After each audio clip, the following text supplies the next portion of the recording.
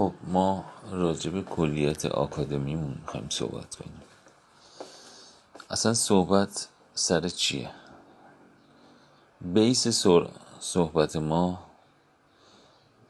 راجع به یه شغله.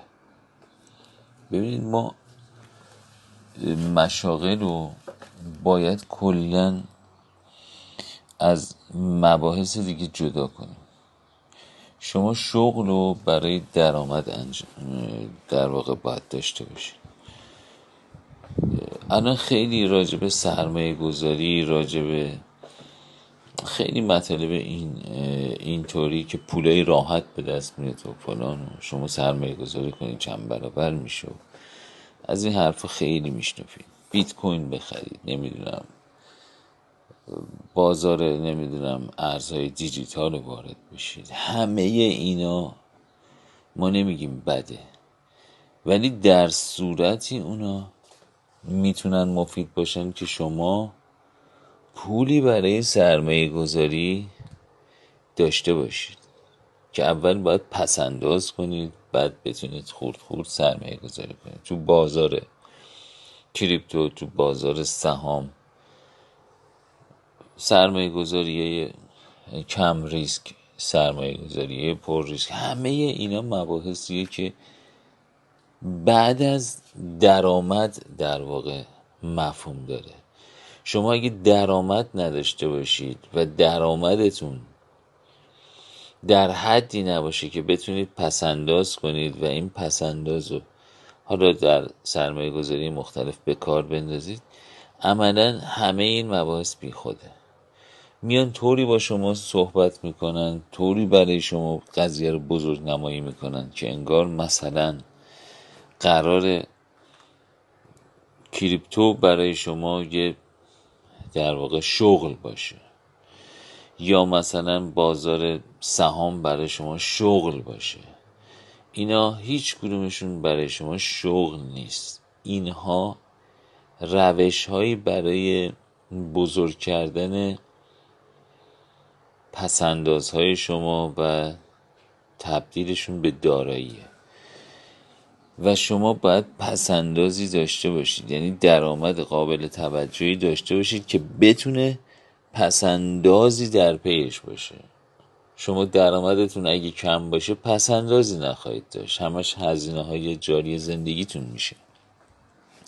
عملا به پسنداز نمیرسید که حالا بخواید وارد مبحث بعدیش، یعنی در واقع حفظ پسنداز یا توسعه اون یا بزرگ کردن اون باشه. پس ما راجع به بیس زندگی حرف میزنیم، راجع به شغل حرف میزنیم و شغلی که بتونه برای شما درآمد قابل توجه ایجاد کنه و آزادی از نظر زمان و مکان به شما بده. ببینید شما ممکنه درآمدم داشته باشید ولی انقدر برای شما وقتگیر و زمانگیر باشه و شما رو در یه محدوده آنچنان درگیر خودش بکنه شما دیگه به مباحث دیگه ای نمی رسید و یا مشاغلی مثل تولید و اینها که اصلا هرچی شما درآمد داشته باشید باید دوباره بریزید توی همون مسیری که شغلتون داره و میدونید که این باعث میشه که تلاطم‌های اقتصادی در شرایط خاصی بیاد تمام دارایی شما رو از بین ببره، تمام درآمد شما رو از بین ببره و نتونید بالانس کنید زندگیتون رو. مشاغلی که اینطوری هستن خیلی زیادن، مخصوصا تو بحث تولید که وارد میشید، تو بحث ساخت که وارد میشید، احتیاج به ابزارالات دارید، تزریق سرمایه دارید و خیلی از اینجور مسائل میتونه تمام درآمدهای شما رو بخوره و در بحرانه مختلف کل داراییتون از بین میره. حالا ما داریم راجع به نوع مشاغلی صحبت میکنیم که هم برای شما درآمد ایجاد میکنه، هم هزینه‌تون رو پایین میاره، هم به شما آزادی میده از نظر زمان که بتونید راجع به خیلی چیزا فکر کنید و بگردید ببینید. و از نظر مکان شما رو به یه جای خاص محدود نمیکنه و اسیر یک موقعیت خاص یا یک محل خاص یا حتی یک شهر خاص، یک کشور خاص شما رو محدود به اونها نمیکنه. ما راجع به شغلی داریم صحبت میکنیم که یه آزادی های نسبی به شما میده که این آزادی نسبی میتونه برای شما خیلی خیلی پربار باشه. شما وقتی وقت داشته باشید میتونید بیشتر بیاموزید که بزرگترین سرمایه گذاری برای شماست، یعنی سرمایه گذاری رو خودتون. بزرگترین دارایی هایی که شما میتونید داشته باشید مهارت های شماست، خود شماست، سلامتی شماست و جایگاه اجتماعی شما. حالا اینها سرمایه‌ای که احتیاج به وقت داره. شما اگه 24 ساعت در حال کار سخت باشید نمیتونید ورزش کنید، نمیتونید تفریح کنید، نمیتونید آموزش‌های خاص رو دنبال کنید. از نظر مالی اگر درآمد خوبی نداشته باشید و به آزادی نسبی نرسید نمیتونید از وقتتون استفاده کنید، نمیتونید همون ورزش رو انجام بدید، نمیتونید تناسب داشته باشید، نمیتونید سلامتی داشته باشید، نمیتونید آرامش داشته باشید. خیلی چیزا رو از دست میدید، حتی اگه پول زیادی هم به دست بیارید ولی زندگی نمی کنید. پس ما راجع به یه شغلی داریم صحبت میکنیم، راجع به حرفه هایی صحبت میکنیم که به شما آزادیای نسبی میده و درآمد معقول متوسط رو به بالا، که در حالتی که مهارت‌های شما زیاد بشه، در حالتی که بتونید خودتونو و شغلتونو و کارتونو و ارتباطاتتونو بالنده کنید میتونید به درآمدهای فوق‌العاده هم برسید. ما راجع به این داریم صحبت میکنیم.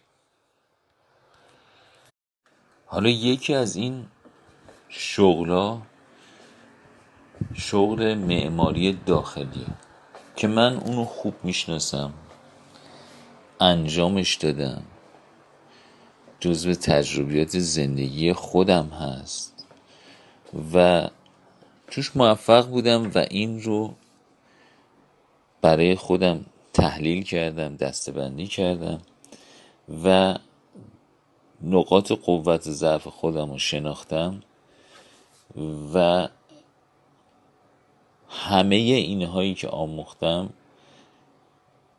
در واقع بالنده شده، زندگی شده.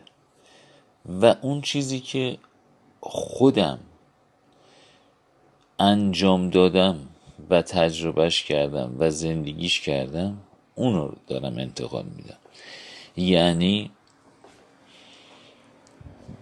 دانسته تجربه شده بالنده یه شخصی که تونسته درک درستی از موقعیت و جایگاه و عملکردش پیدا کنه و اونو در یه پکیج قابل ارائه که بشه اسمش آموزش گذاشت داره ارائه میده. یعنی ما راجع به این صحبت میکنیم. حالا این چیه؟ شما اگه مثلا راجع به معماری داخلی وقتی یه جایی یه صحبتی میشنید سریع ذهنتون میره رو به دانشگاه و نمیدونم طراحی و آموختن اینجور چیز که ما مبحثمون اون نیست. ما راجع به بیزنس این شغل داریم صحبت میکنیم. بیزنس این شو خیلی متفاوت از اون بحثای هنری و فنی و مهندسی و حالا هرچی که توی اون دایره هست و تو دانشگاه هم درس میدن، خارج از اونه. یعنی یک چیزی سوار بر اون هاست. یعنی اگه شما این بیزنس رو بلد نباشید، تمام مهارت ها فقط به درد این میخوره که برای کسی دیگه ای کار کنید. یعنی کسایی باشن که بیزنس رو داشته باشن، از شما استفاده کنن که بیزنسشون رو توی بخشش رو در واقع خدمات بگیرن. طراح هستید، طراحی میدن بهتون، حالا نقطه نظره خودشونو